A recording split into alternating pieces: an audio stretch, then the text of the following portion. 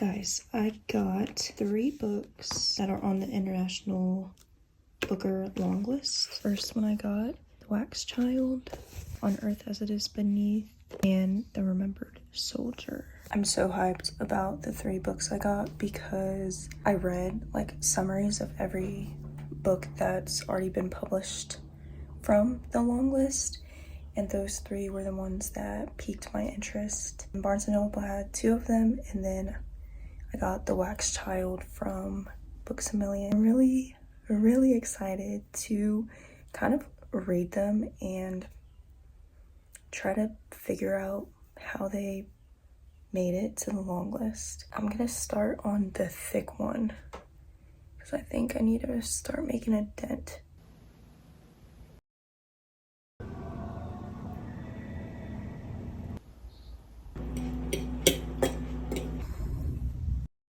Why is he coming for me like that? Oh my gosh, dude. Anyways,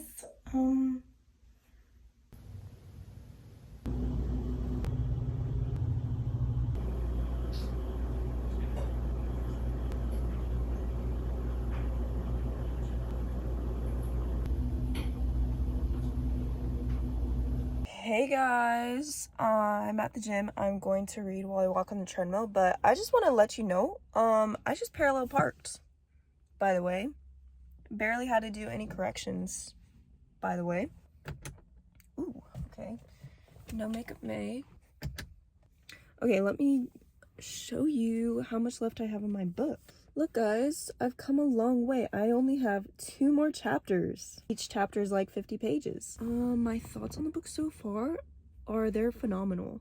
I think the author was very genius with putting in 2 main characters that have opposing views but have like the same story. Like they're coming together for the same reason but have 2 separate stories and 2 different outputs on life, yet they still love each other. And it's definitely bringing in like wartime things, so it can be political, yet it's not. And it's really, instead of being a political kind of book and focusing on that, it's more of focusing on what matters, in my opinion, and that is what are the consequences of war and the realities of war, even the reality of war years later. And it focuses on a victim story and family close to the victim, a wife and children that are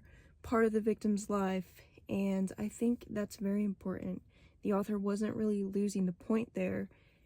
The focus was very correct to me, and she does that very well by, again, bringing in 2 different people that come together for the same reason, have the same traumas almost, yet have opposing thought processes and opposing opinions, but they are still together and they still love each other regardless.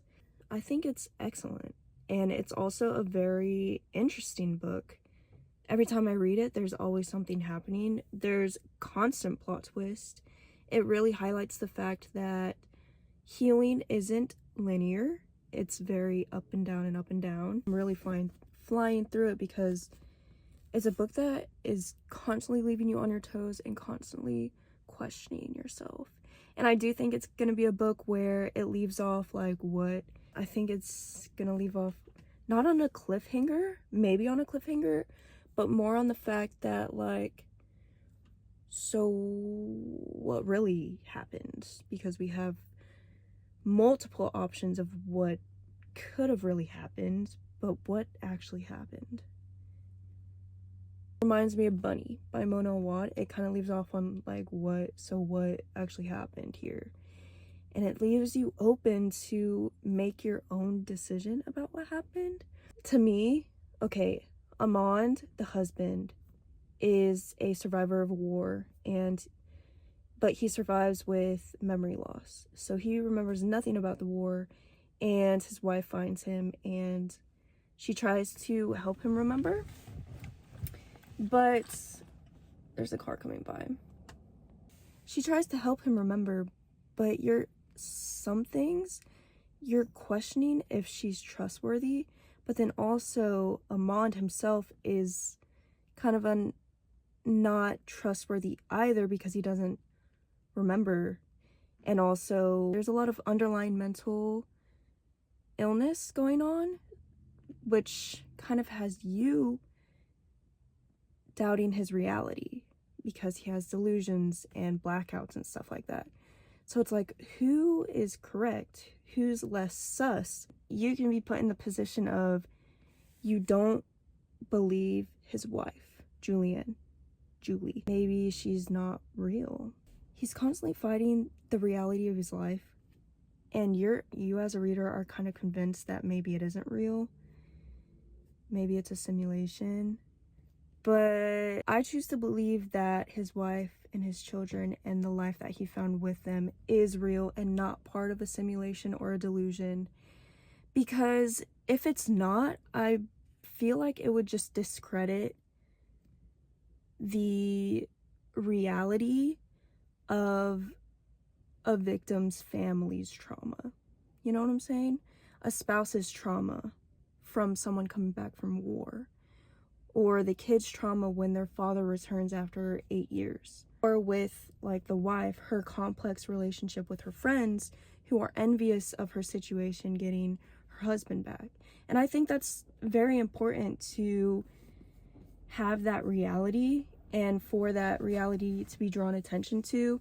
So I'm gonna believe that, you know, his wife and kids are not a delusion. Of course, I don't know how that book ends, and I definitely think we have a lot more plot twists to go, but I'm gonna choose that they're real. He's not living in a delusion because it just discredits the reality of the complexity outside of the main victim. You know what I'm saying? Like, there's definitely roots to that. And it's not just about the victim sometimes. Sometimes it's about the people that are influenced by the victim or have also struggled as well. Yeah, that's my thoughts so far. It's getting late. I need to go in the gym, dude. I reached chapter 11. Of course, a plot twist, a major one that if you're reading this too, it's a plot twist you have been waiting for. But I think now the story is taking on a different meaning. To me, it's more like people that are, what's the word? Malleable are much easier to be taken advantage of and manipulated. And for their minds, their thoughts to be formed to the manipulator's liking. And I think that's a very sinister turn, but intentional. I'm gonna wait till I hit 10K steps and just keep reading. Okay guys, I'm here sitting at a stoplight. I was like, I would already rate this book a 6-star. Like, it is far above expectation, and I wouldn't be surprised if it's on the short list. And now I'm really excited to read the other 2 books that I have from the long list, because if the first book I've read is incredible and I rate it a 6-star, I really wonder about all the other books. I just thought I'd update you about that. But I'm heading home and it's very late, but I think I'll go to the beach tomorrow.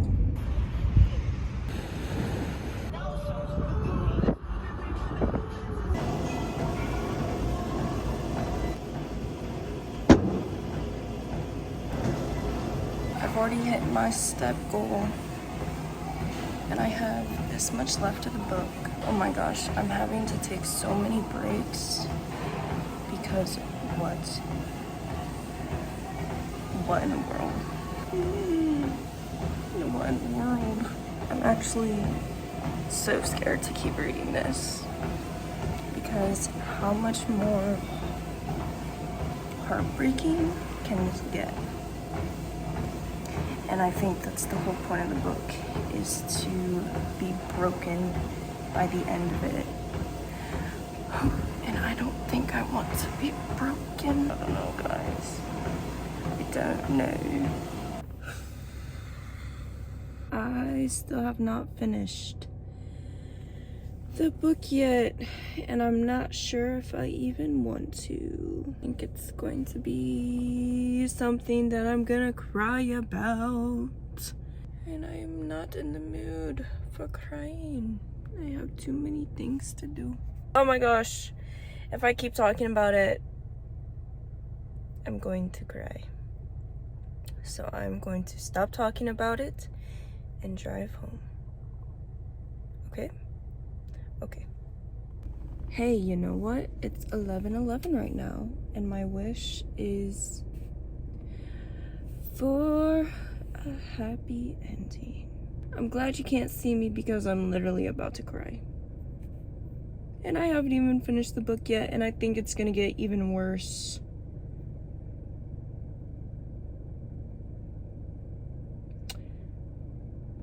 Yeah. Oh my gosh, I'm crying. I'm not crying yet. Okay, I gotta go, guys. I got to go. Okay, guys, I'm really trying to push this book to the last minute because I don't want to finish it. I'm scared. We're gonna finish it. We're gonna finish it. I just saw a fly.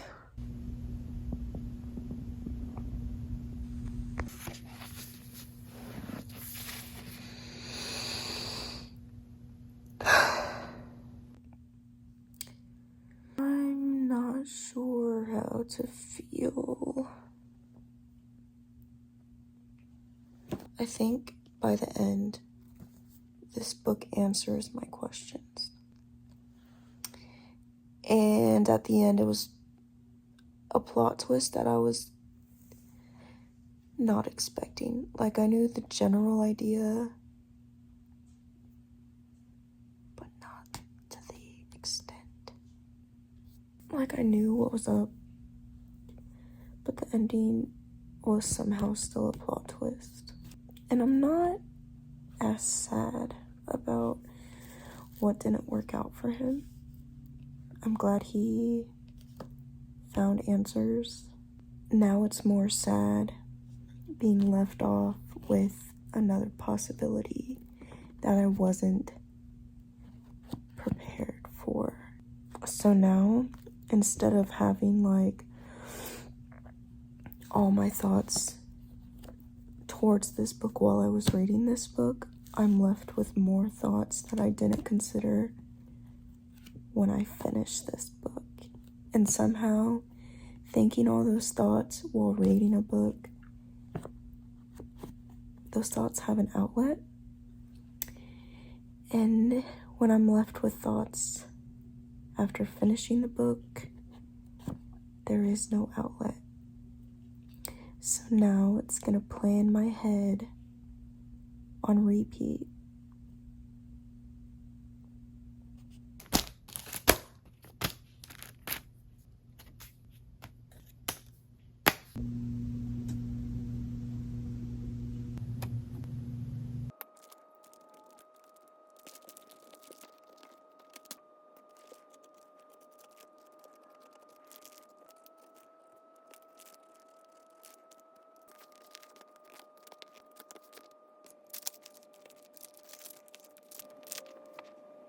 Oh, hush. What?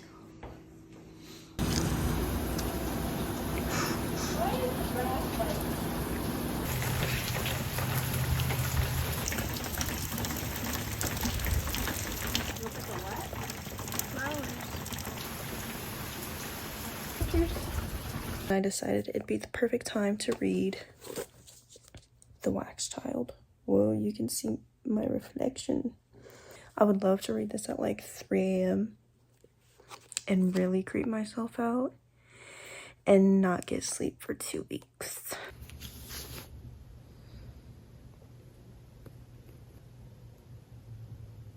I just started the book and I'm reading this book like the voiceover of Claire in The Outlander. Her voiceover in the first episode where they're doing that like ritual, that's the vibe. That is the vibe that I'm getting. Literally hearing her voice while I'm reading this.